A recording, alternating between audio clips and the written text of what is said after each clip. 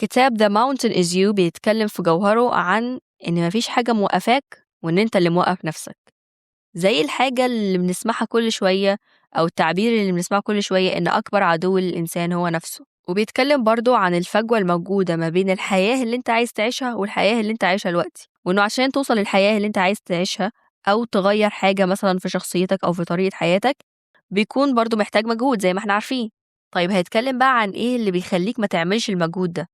إن مثلا في مقاومة، في عدم ارتياح، في مشاعر متراكمة جواك مسببة لك ألم مخلياك واقف مكانك مش عارف تتحرك. وعشان تتغلب على الحوار ده كله لازم تعدي بمرحلة تفهم فيها نفسك كويس، تفهم فيها مشاعرك كويس، تفهم فيها انت ليه بتفكر كده او ليه بتتصرف كده، تفهم فيها الأحداث اللي سببت لك تروما وتواجهها وتحلها، وكمان المشاعر اللي انت راكمتها وحاولت تهرب منها،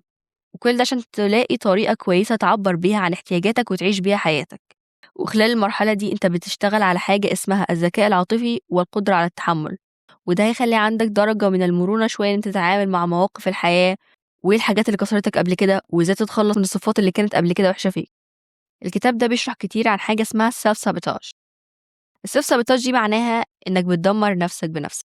سواء كان بقى بنمط تفكير، عادات غير صحية، والحاجة دي حصلت لأن في مثلا مخاوف انت ما تعاملتش معاها قبل كده، في أحداث أو تروما حصلت في حياتك انت ما تعاملتش معاها وفضلت مكمل بتتجنبها أصلا أو بتهرب منها. مثال يعني خلي جواك فكرة ان انت مش ذكي كفاية، مش attractive كفاية، خايف تدخل في علاقة،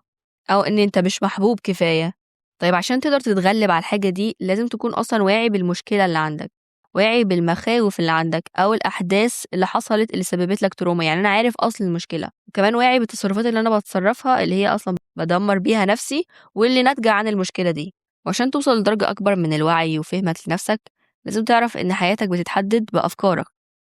مش بس أنت بتفكر في إيه ولكن أنت شايف نفسك إزاي. وطبعا حتة أنت شايف نفسك إزاي دي بتتحدد بحاجات كتير أو بيأثر عليها حاجات كتير،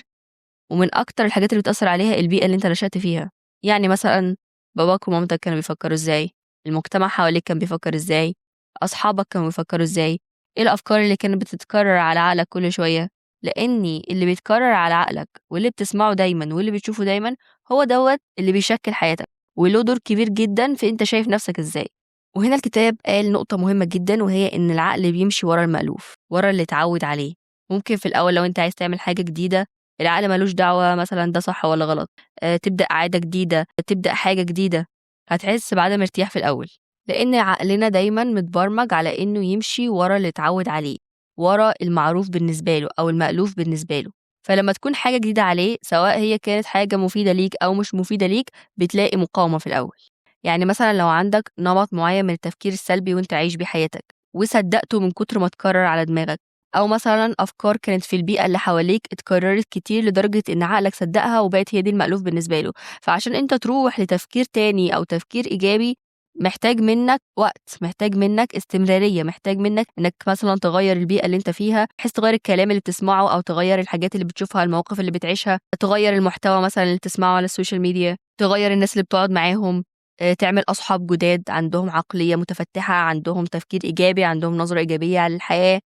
تقلل بقدر الإمكان تعاملك مع الأشخاص اللي تفكيرهم سلبي. كمان برضو بعيدا عن نمط التفكير نمط العادات، لو انت عاوز تبني عادة جديدة، لو انت عايز تحقق هدف معين طبيعي تحس بمقاومة في الأول. لو مثلا لو انت عايش طول حياتك في وضع راحة ومش عايز تجرب حاجة جديدة، مش عايز تعمل حاجة جديدة، الحاجة اللي هتبدأها سواء كانت صح أو غلط عقلك مش هيبقى متعود عليها، هتلاقي في مقاومة في الأول، هتلاقي في عدم ارتياح لحد ما تتعود واحدة واحدة، لحد ما تستمر على الحاجة دي واحدة واحدة لفترة معينة، عقلك هيبدأ يشوفها إن هي حاجة طبيعية وحاجة عادية ومش هتلاقي فيه مقاومة، وهيبدأ فعلا نمط تفكيرك يتغير ونمط حياتك يتغير. طيب يعني كده الحاجات اللي بتتكرر على عقلك سواء الحاجات اللي بتسمعها، الحاجات اللي بتشوفها، المواقف اللي انت بتعيشها، كل دوت بيكون عندك نمط معين من التفكير، والنمط معين من التفكير دوت خلاص كل شوية يتكرر على دماغك يتكرر على دماغك، انت صدقته، بقيت ماشي بيه حياتك، بقيت ماشي بيه حياتك يعني بيأثر على أفعالك، وطبعا أفعالك هي اللي هتشكل حياتك،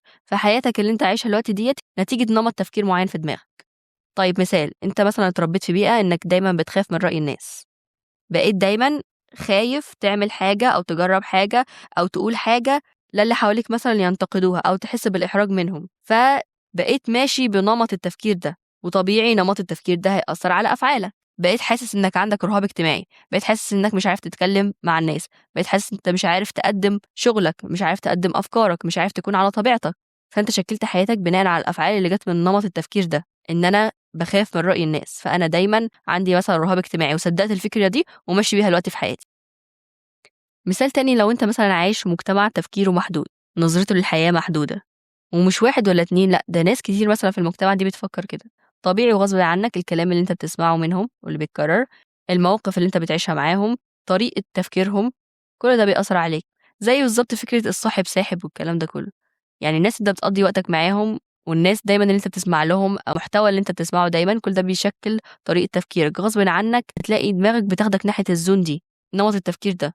عشان كده بيقولوا لو أنت عاوز تنجح أو لو أنت عاوز تحقق حاجة لازم مثلًا تبقى في بيئة بتفكّر تفكير متفتّح، مع أصحاب بيفكّروا تفكير متفتّح، تفكيرهم إيجابي، بيجرّبوا حاجات جديدة، فأنت ماشي في الطريق ده. فمش هاقول لك إن البيئة ما بتأثّرش، لأ البيئة بتأثّر، المحتوى اللي أنت بتسمعه بيأثّر،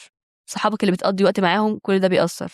كل ده كمان ممكن يشكِّل في دماغك المعتقدات والحاجات اللي أنت مصدّقها بإيه اللي أنت تقدر تعمله وإيه اللي أنت ما تقدرش تعمله. كمان بيأثّر برضه على إزاي أنت شايف نَفْسك. بيأثّر على تفكيرك في إيه اللي تستاهله في الحياة. ولو أنت حرفيًا دلوقتي في قاع القاع،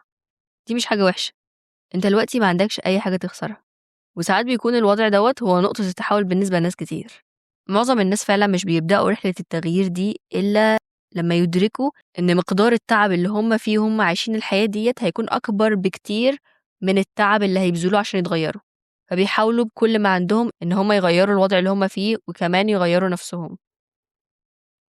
وده كان الشابتر الأول من كتاب The Mountain is You. هنتكلم في الشابتر اللي جاي عن إيه هي أعراض السيلف سابوتاج، أو إيه هي الأنماط اللي أنت بتدمر بيها نفسك وإزاي تحلها. See you in part 2.